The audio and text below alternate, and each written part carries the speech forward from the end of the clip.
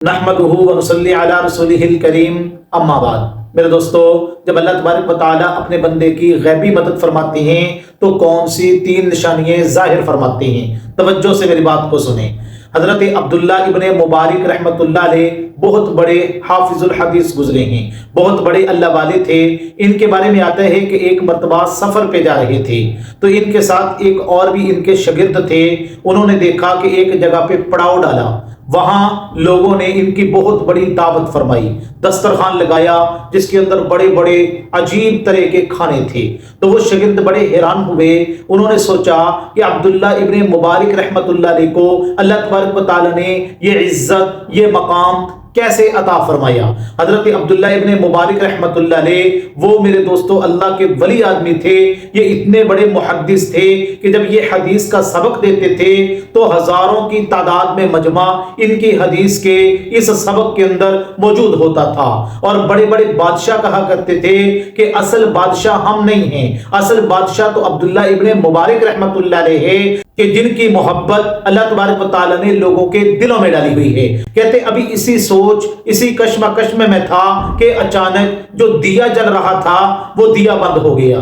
تو لوگ اس دیے کو جلانے کے لیے اس میں تیل ڈالنے میں جب مصروف ہوئے تو میں نے دیکھا کہ حضرت عبداللہ ابن مبارک رحمۃ اللہ علیہ اللہ کے سامنے ہاتھ اٹھا کے دعا کر رہے ہیں اور اللہ کے سامنے رو رہے ہیں۔ اللہ کے خوف کی وجہ سے ان کی آنکھوں میں آنسو جاری ہیں۔ تو تب مجھے پتا چلا کہ اللہ نے ان کو یہ مقام اس لیے عطا فرمایا کہ ان کے دل کے اندر اللہ کا خوف ہے، ان کے دل کے اندر تقوی ہے، اور جو بندہ تقوی اختیار کرتا ہے اللہ تبارک و تعالیٰ اس کو عزت اور مقام عطا فرماتے ہیں۔ تو میرے دوستو، اگر کوئی بندہ جس کی اللہ غیبی مدد فرماتے ہیں، اگر اللہ کے خوف کی وجہ سے اس کی آنکھوں میں آنسو آ جائیں، وہ اللہ کے خوف کی وجہ سے آنکھوں میں آنسو لے آئے، وہ اللہ کے سامنے رونے لگ جائے، اور جب بھی وہ دعا مانگے اس کو رونا آ جائے، تو سمجھ رہے کہ اللہ تبارک و تعالیٰ اس بندے سے محبت فرماتے ہیں اور اللہ تبارک و تعالیٰ اس بندے کی غیبی مدد فرما رہے ہیں، کیونکہ رسول اللہ صلی اللہ علیہ وسلم کی حدیث مبارکہ کا مفہوم ہے۔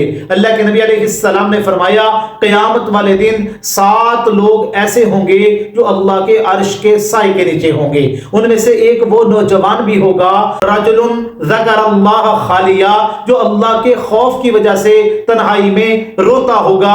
اس بندے کو بھی اللہ تبارک و تعالیٰ اپنے عرش کا سایہ نصیب فرمائیں گے۔ تو اللہ عرش کا سایہ اسی بندے کو نصیب فرمائیں گے قیامت والے دن جس سے اللہ محبت فرماتے ہیں، جس سے اللہ پسند فرماتے ہیں، جو اللہ کا قریبی بندہ ہوگا میرے دوستو۔ تو اگر آپ یہ چاہتے ہیں کہ اللہ تبارک و تعالیٰ آپ کی خاموش مدد فرمائیں تو اپنی دعاؤں میں یہ کیفیت بنا کر دعا مانگیں کہ آپ کو اللہ کے خوف کی وجہ سے رونا آ جائے، آپ کی آنکھوں میں آنسو آ جائیں۔ اور دوسری نشانی یہ ہے کہ جب اللہ اپنے بندے کی غیبی مدد فرماتے ہیں، گناہوں سے اس کو نفرت ہو جاتی ہے۔ پہلے گناہ کرتے ہوئے اسے مزہ آتا تھا، لیکن اب گناہ کرنے کو اس کا دل ہی نہیں کرتا، گناہ کی طرف اللہ اس کو جانے ہی نہیں دیتے۔ اور تیسری نشانی یہ ظاہر ہوتی ہے کہ اللہ تبارک و تعالیٰ اس کے دل کے اندر نماز کا شوق پیدا فرما دیتے ہیں۔ کوئی نماز وہ چھوڑتا نہیں ہے اور نماز کو جماعت کے ساتھ ادا کرتا ہے، کیونکہ اللہ کے نبی علیہ السلام نے ارشاد فرمایا، حدیث کا مفہوم یہ ہے کہ جس بندے سے اللہ محبت فرماتے ہیں